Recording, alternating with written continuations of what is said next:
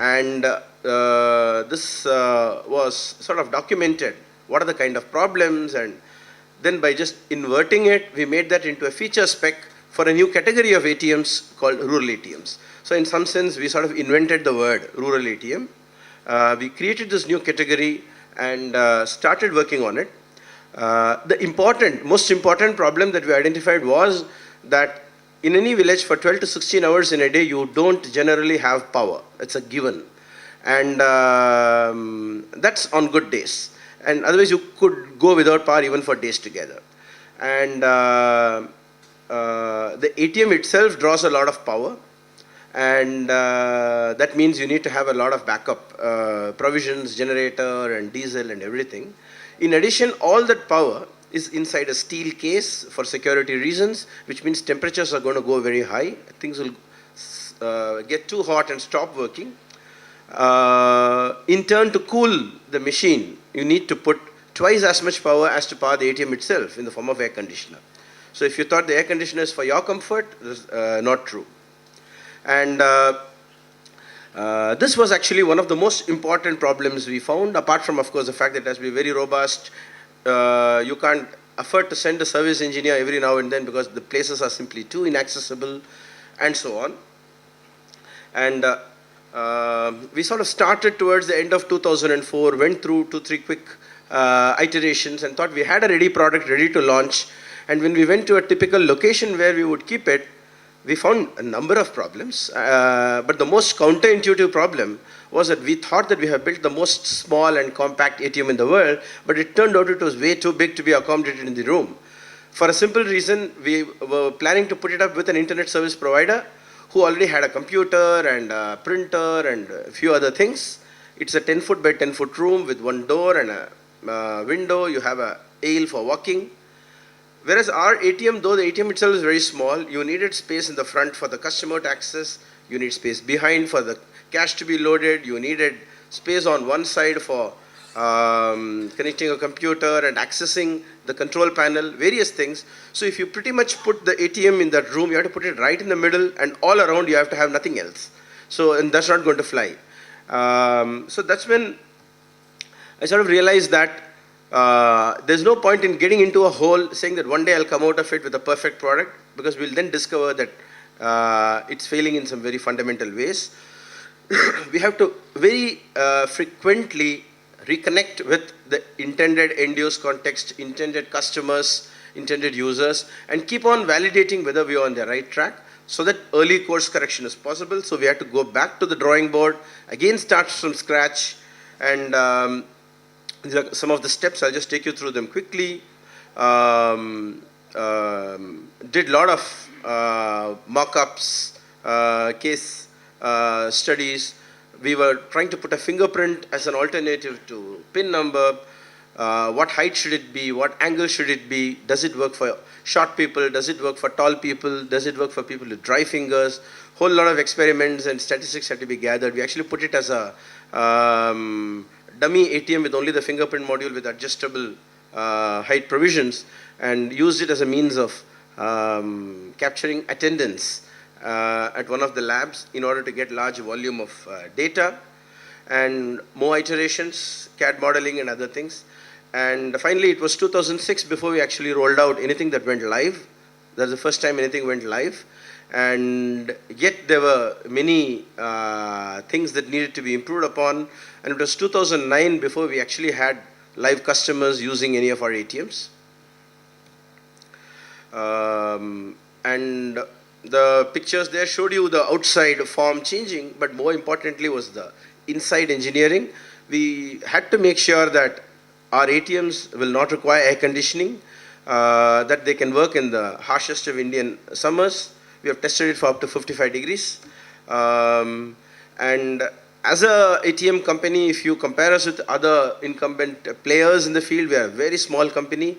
We have just a little over 700 ATMs in all installed.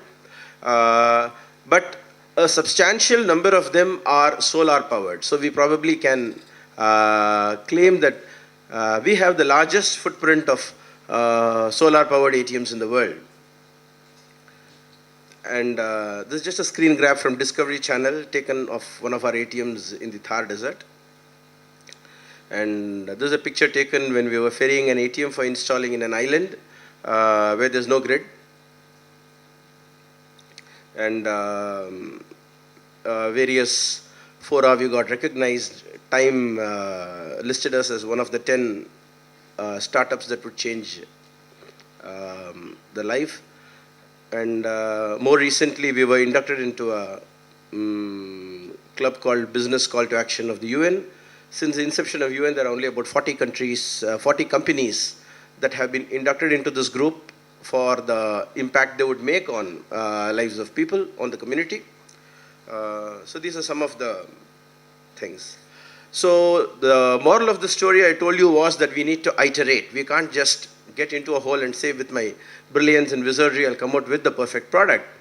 But very often we are faced with situations where we cannot iterate. If I'm building an aircraft, I cannot iteratively figure out how to prevent it from crashing. It would be too costly a way of doing that. So there are situations where we need to get things first time right, but even in such situations, there's no getting away from the need for iterations. We have to break the problem into smaller pieces and go through different iterations for smaller pieces and then put all of them together for getting it first time right as a whole. So one instance of that is when I was called by a friend of mine who was working in a hospital in Bangalore to develop a solution for a problem they were facing. It was a Kalam-inspired project of taking affordable eye care to the doorstep of people in rural India. As I said earlier, India is the diabetes capital of the world, and India is also the blindness capital of the world, and the two are related. I didn't know it till I got involved in this project. Actually, diabetes leads to blindness. And it's a chronic kind of problem. By the time you discover that your eye sight is not good, it's normally too late to do anything about it. And most people don't know that the problem is not with their eye but with their sugar, so they keep putting some drops or other things for their eye hoping it will get better, but actually it's the sugar that is to blame. And diagnosing this problem, treating this problem, all of this is very specialized. Handful of hospitals in cities like Chennai, Bangalore, etc. have the expertise and equipment needed for this. So it was Kalam's idea that if we could bundle all of this into a truck and take it to rural India, and at pre-appointed times it goes one village after the other, the local doctor could have live video conferencing with the expert in a city like Bangalore and deliver the care that is needed. You can see that dish antenna on the top, which was donated by ISRO. The truck was donated by Ashok Leyland. All the equipment came from some body, I forget, that's their logo, International Diabetology, something or the other. But they still had one problem, that the road conditions were so bad that these equipments would go out of alignment and stop functioning by the time it reached the place where it had to be deployed. And so we built a sort of scaled down model in a small truck. I used one of my employees, a young engineer, who weighed about 50 kilograms to simulate the payload of all the equipment, which was, I think, 600 kilograms. And a small spring damper system we developed by capturing the typical frequencies of road drive, using some accelerometer based equipment we had rigged up. And based on that, we then scaled it to see now if I'm going to put all this in a truck and this is going to be the way it is, what do I do? So we had a sort of suspension system within the body of the truck for X, Y, and Z axis.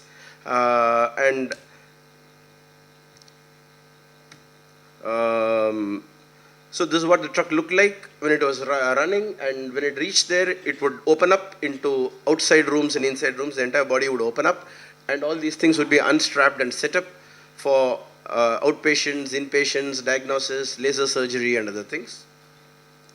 And we have not had a single service call. I was very anxious. it's now been running for about 6 years. I stopped tracking the project after about 3 years, but these are the statistics of about 3 years ago. And it's a bit of an embarrassment to the hospital. It is now a profit center. They only charge 1/3 of the patients that they treat, and 1/3 of that money is given to the local doctors. Another 1/3 goes for the upkeep of the truck, the fuel, the driver, etc. And the other 1/3 comes back to the hospital. And it is embarrassingly large. It's a profit center for them now. The next story that I will go on to is to do with a problem where we were actually trying to build capital equipment, capital machinery of a very expensive and complex sort. And after delving a bit into it, we realized that actually we have bitten off much more than we can chew. It is far more challenging than we had bargained for, and it takes a hell of a lot more money than we had or could ever raise. So as a sort of shortcut, what we said is, let us not try to build the perfect product at all. Instead, we will build something which is very rudimentary and put it in the hands of our intended users, but give it to them in such a way that they can configure it and tweak it in any way they want. And finally, when they say, now it's working well, we will figure out what they did and re-engineer that. So in effect, we were using our customers as engineers. And this has to do with the textile domain. I don't know how many of you are familiar that textile is the largest employer after agriculture. It's a very large sector of the Indian economy. And in particular, there is a niche and growing area called organic cotton, in which India accounts for more than 80% of the world's production. And India also has a large number of other downstream artisanal skills. We visualize that if we could integrate all of these available human and natural resources in India, we could probably have a very unique offering in which we will be a world leader rather than just be a commodity player competing with China on prices. And we found that as you integrate the value down the chain, your margins get better and better. There's a significant value addition in cotton, much more than with any other agricultural product. And most of the industry is in what is called the decentralized sector, small units. You can see the cotton farms, which are typically small in India, and small weaving units, dyeing units. This is what characterized the whole thing. But there was one exception to this rule, which is the step that involved the conversion of cotton into yarn. That alone was done in establishments which cost hundreds of crores of rupees, very large factories, which are known as spinning mills.